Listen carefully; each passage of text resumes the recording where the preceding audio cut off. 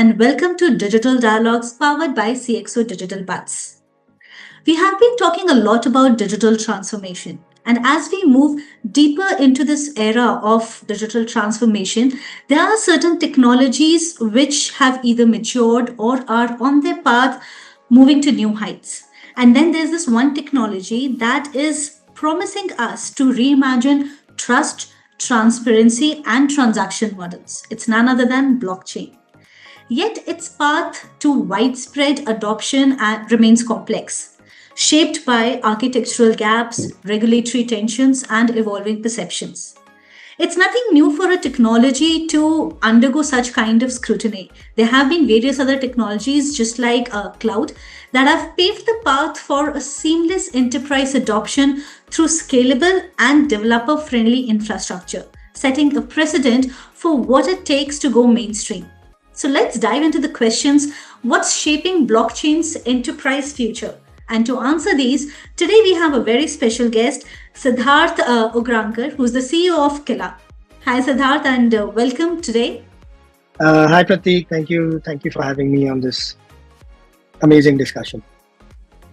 Great. So, Siddharth, we have seen a lot of technology moving the initial thrust, paving their way. And when we are talking about blockchain, it has been a buzzword for pretty long now.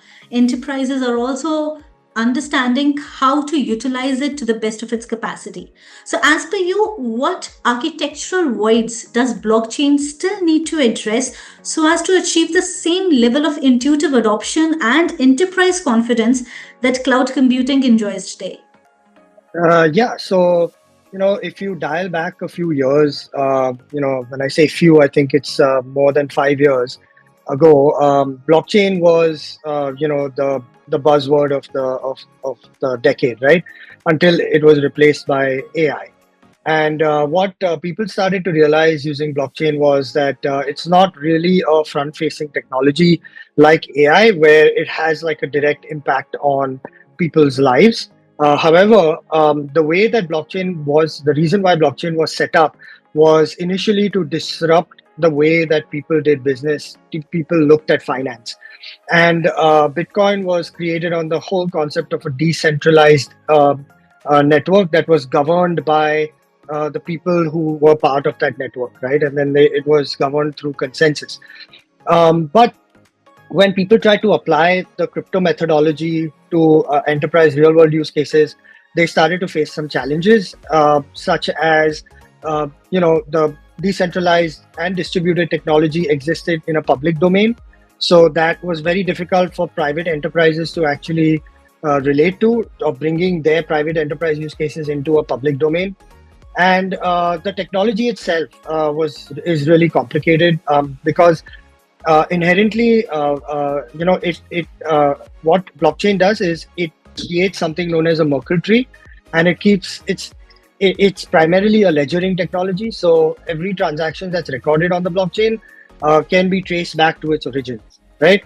But when you actually try to do that in practicality, it's not that simple, right? The underlying technology that's required in order for you to achieve that kind of ledger and is not simple. So due to non-availability of enterprise-driven architectural setups, such as a very familiar SaaS way of looking at Web3 did not exist between like 2015 to 2020. If people wanted to deploy something like that, they had to engage with a system integrator to understand what the requirement was. And then once the requirement was understood, then you build a system according to that requirement. It just did not make financial sense for anyone to get into it. So the void that blockchain, at least in the enterprise sector, needs to fill is easy availability, turnkey solutions for the underlying technology itself. Okay. And Siddharth, over here, there's one thing that comes to my mind when we are talking about blockchain and the kind of secure yet complex transaction stream it follows. It definitely gets more and more governed by data localization laws and even compliance frameworks. So, how should blockchain evolve to support this jurisdiction specific regulations and such kind of an aware infrastructure without diluting its decentralized core? So I've wrestled with this question a lot. I think that the first thing we need to segregate is the difference between decentralized architecture versus distributed architecture. The truly democratic, decentralized architecture that exists today in the blockchain space is only Bitcoin. Why? Okay. Because Bitcoin consensus works on proof of work. So if you want to, earn a Bitcoin and become a validator on the Bitcoin network, you're free to do so as long as you're putting in the effort and you're putting in the work in order to do that. However, Ethereum and Avalanche and the new flavors of blockchains that have come up are not truly decentralized or democratic, right? Because they use something known as proof of stake. So if you have enough stake on the network, you can overvote someone else who has lesser stake on the network, right? And that's the very drummed down kind of logic of how these proof of stake consensus works.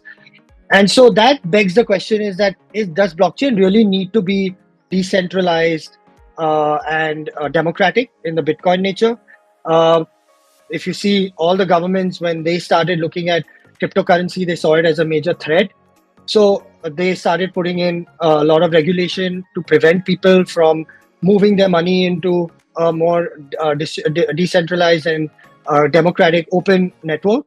So what happened in Nigeria? People were losing faith in the local currency, the naira.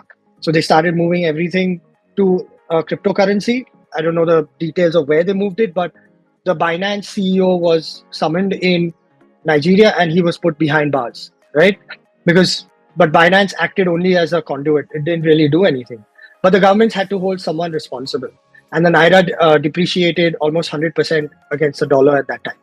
And there was no naira available in the market. So Nigeria went through this entire cycle, which India prevented because India was going through it. But then the government stepped in and they brought in regulations, and so people got a little scared, and so nobody. And also, besides the economy having its own value, right? So blockchain can still be used as a very effective technology to serve its citizens. So the European Union, for example, is creating the European sovereign blockchain cloud. The Middle East, UAE, is also in the process of creating their own sovereign cloud. And what they are doing in this case is they are keeping data localized, its citizens' data localized, and then they are enabling all these amazing citizen services that you can do using the blockchain. So we as Indians have started to experience that in some way or form. So DigiYatra is one such technology that is data localized. It's private permission. It's leveraging the secure nature of blockchain, but it's private. It's not decentralized. And I think it's great, right? It doesn't need to be democratic and decentralized. Yeah, anarchists will argue that we want free market economics. We don't want the involvement of governments and banks, but that's not the popular opinion when it comes to finance. So that's my take. So you can't really harp on having it decentralized and democratic. You can also take advantage of blockchain's distributed architecture as well as its secure nature to a way that it stores data. Okay. So that this is the example that you give about naira being depreciated because people were moving towards cryptocurrency, and whereas in some other countries it's the reverse. People are still not having that kind of faith and trust on blockchains or say crypto. So is there any specific reason why blockchains are either misunderstood or they are underestimated? So what is that they might hold the key to actually unlock the real adoption trend for this? So I think that's more of an ideological shift. It took Bitcoin many years to stand on its own 2 feet. So the way I look at it is this big funnel. So you look at the bottom of the funnel are the true believers of Bitcoin, of the true believers of a decentralized democratic currency, which is backed by the work and the ideological belief of what you think is currency, right? It is not told to you by someone like a government body or a centralized body, like a reserve. So when you go up in the funnel, you start coming into this area of the funnel. If I just go all the way to the top, it's all these people that just speculate on cryptocurrency. they still go back to the traditional currency. But then if someone comes and tells you, my God, did you hear that Bitcoin went from 50,000 to 100,000 in 2 days? But the people that sit on top of that funnel, they don't understand why it's gone to 50,000. There's honestly no reason why it's gone to 50,000. Those people are actually driving that demand because they're saying, because they don't, it's like a, they don't want to miss the boat. So they just keep investing into Bitcoin. And what's starting to happen is that a lot of people, like, for example, Michael Saylor, I think, from MicroStrategy, he moved his entire balance sheet onto a Bitcoin, right? So he doesn't have any faith in traditional markets. Now his books are not governed by how much money MicroStrategy makes; it's the value of Bitcoin, right?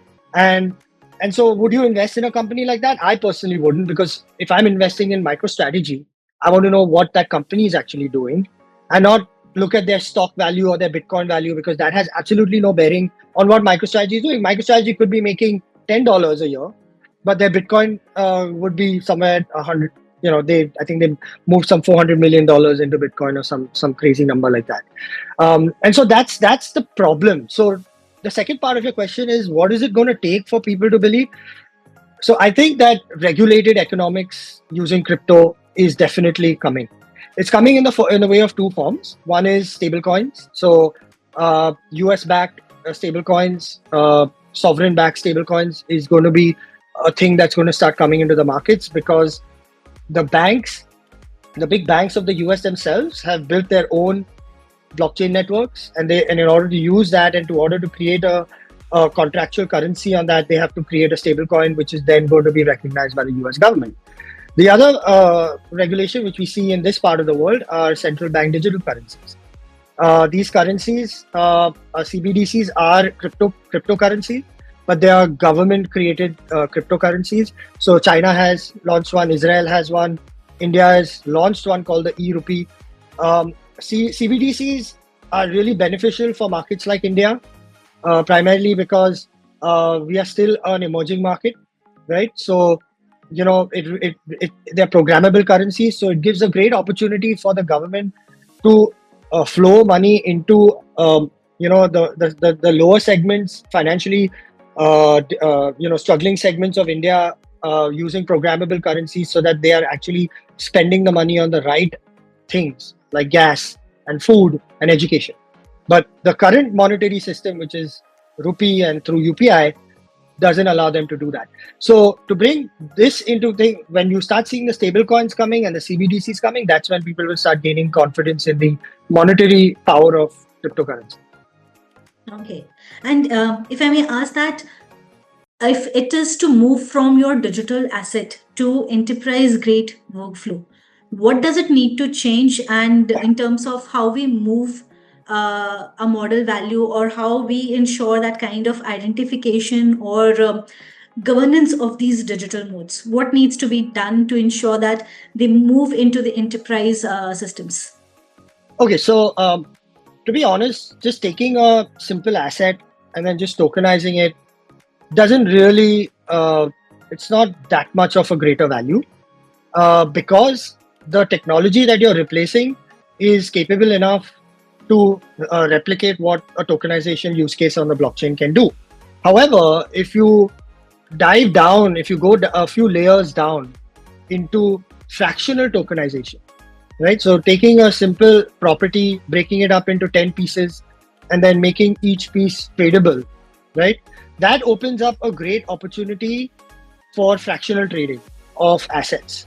So that brings in a bigger pool of customers that can become part of a very, very lucrative asset. And this is happening in Dubai. But in order for this to happen, you still have to follow the traditional regulatory norms. So the government still has to protect the buyer.